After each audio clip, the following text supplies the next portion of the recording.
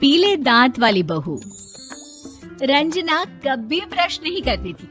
उसे कितनी बार उसके माँ बाप ने डांटा, लेकिन उसका कोई असर उस पर होता ही नहीं था, जिस कारण से उसके दांत पीले पीले हो जाते हैं। शादी के बाद अरे बहू, वैसे तो तुझ में कोई कमी नहीं है, पर तेरे दांत इतने पीले कैसे हैं बेटा?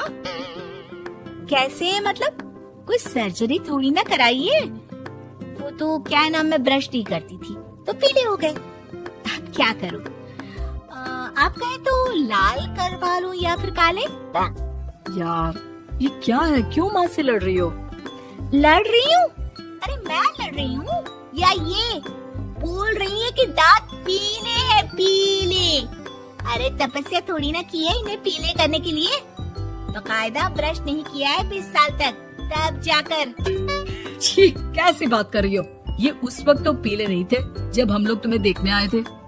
अरे तब साफ करवा लिया होगा डेंटिस्ट के पास जाकर। अब देखो कैसे पीले पीले लग रहे हैं।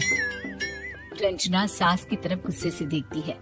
फिर शुरू हो गई पीले पीले पीले। अरे पीले तो तब भी थे जब मेरे हाथ का रसगुल्ला उड़ा उड़ा कर खा रही थी और बोल रही थी, लड़की नहीं गुणों का खजाना दे रहे भाई साहब आप। अब वो लोग करते भी तो क्या करते, पीले दांत वाली बहू पल्ले पड़ी थी तो झेलना तो था ही। एक दिन कीर्तन में रंजना गाना गा रही थी। अरे कमला बहन, माँ का द्वार है, यहाँ तो सब शुद्ध होकर आते हैं, फिर अपनी बहू को ब्रश भी नहीं करवाती तुम। दूर से पीले पीले दांत भक्ति में बाधा उत्पन्न कर रहे हैं। और कोई 2 साल के बच्चे थोड़ी ना लेकर आई हूँ मैं बहू बनाकर। अच्छी खासी लड़की है, अरे कैसे करवाऊं ब्रश? ये तो उसे खुद करना चाहिए ना। अब माँ बाप तो इसके जैसे तैसे निपटा दिए, ये नहीं सोचा कि सास कैसे संभालेगी। सास बहू को लेकर घर आ जाती है, लेकिन सोच लेती है कि अब इसे लेकर कहीं नहीं जाएगी। अगले रोज बहू कहती है, अरे क्या हो गया, मंदिर नहीं जाना क्या? कीर्तन का वक्त हो रहा है। मेरी मधुर वाणी से कान्हा जी जागते हैं और सोते हैं। आप तो जानती है ना उनकी भक्ति में कितना मन लगता है मेरा। वो क्या है ना, तबीयत ठीक नहीं लग रही है मेरी, आराम करूंगी मैं। तबीयत ठीक नहीं लग रही? अभी तो मिथुन के गाने पर नाच रही थी आप, और अब बोल रही है कि तबीयत ठीक नहीं लग रही। अरे भक्ति में मन लगा लो सासू माँ, ऊपर जाना है, क्या मुंह दिखाओगी आप? हाँ? सास को बहू की बात पर गुस्सा आ जाता है।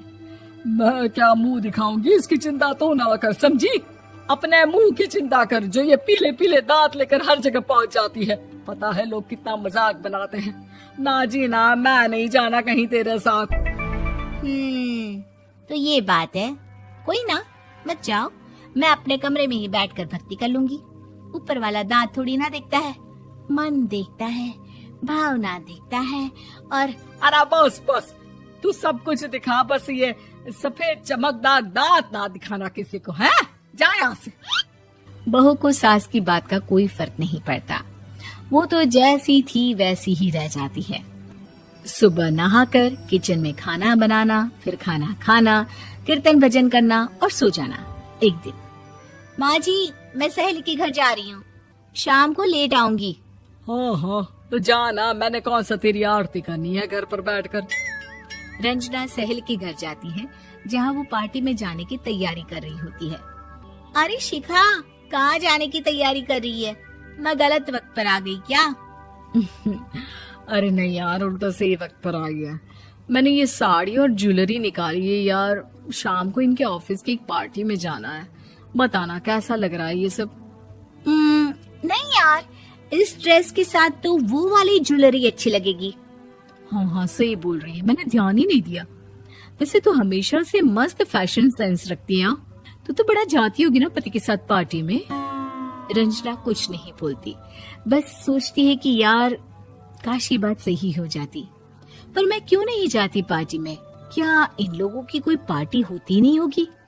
रंजना घर आती है और रात में पति से सवाल करती है, एक बात बताइए, आप मुझे किसी पार्टी में क्यों नहीं ले जाते?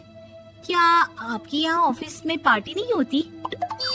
पति बेचारा क्या कहता कि दांत पीले हैं तुम्हारे इसलिए। अरे कोई पार्टी होती नहीं हम लोगों के ऑफिस में, तो कहाँ से लेकर जाऊं? और मार्केट, मॉल, कहीं वीकेंड घूमना, कहीं तो। अरे यार, सारे हफ्ते में एक छुट्टी मिलती है, तो सोचता हूँ कि आराम ही कर लूं। क्यों? रंजना मन मार के रह जाती है। पहले कभी सास के साथ मंदिर जाया करती थी, लेकिन वो भी सास ने ले जाना बंद कर दिया। घर बैठी बैठी रंजना बोर हो जाती है। तभी उसे आइडिया आता है और वो मायके जाने का सोचती है। सासू माँ, 2 दिनों के लिए मम्मी के घर जा रही हूँ। अच्छा अच्छा, ठीक है, आराम से जा। और हाँ, माँ से कुछ अच्छी आदत सीख कर आना कि कैसे शरीर के हर भाग की तरह दांतों की सफाई भी जरूरी होती है, समझी? शुरू हो गई ना आप। वो लोग आपकी तरह नहीं है कि छोटी छोटी बात का बतंगड़ बना दे। उन लोगों के लिए मैं मायने रखती हूँ, ना कि मेरे पीले पीले दांत। रंजना माँ को बिना बताए उन लोगों को सरप्राइज देती है, लेकिन जैसे ही वो दरवाजे पर पहुंचती है, अंदर देखती है कि घर वाले कहीं जा रहे होते हैं।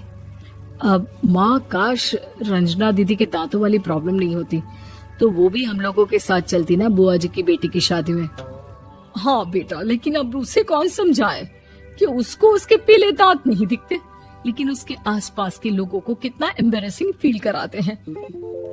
मुझे तो कितनी बार उसके स्कूल की टीचर ने शिकायत की कि उसके साथ कोई लड़की बैठना भी नहीं चाहती, और ना ही कॉलेज में कोई उससे बात करना चाहता था।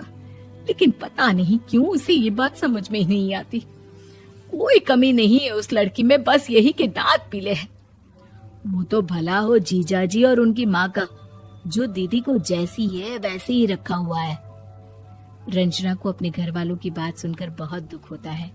वो सोचती है कि वो क्या करे, लेकिन फिर वो सीधा डेंटिस्ट के पास जाती है, अपने दांत चमकाती है और कसम खाती है कि वो रोज ब्रश करेगी। अरे क्या हो गया? तुम तो 2 दिनों के लिए गई थी ना, पर कोई ना, अच्छा है, चलो आ गई तो। रंजना सास के सामने आकर खड़ी हो जाती है और पूरी स्माइल करती है, उसके चमकदार दांतों को दिखाती हुई। हैं? चले मंदिर? माँ, मुझे माफ कर दीजिए, मैंने आप लोगों को बहुत एम्बैरेसिंग फील करवाया। मैं आज से रोज ब्रश करूंगी।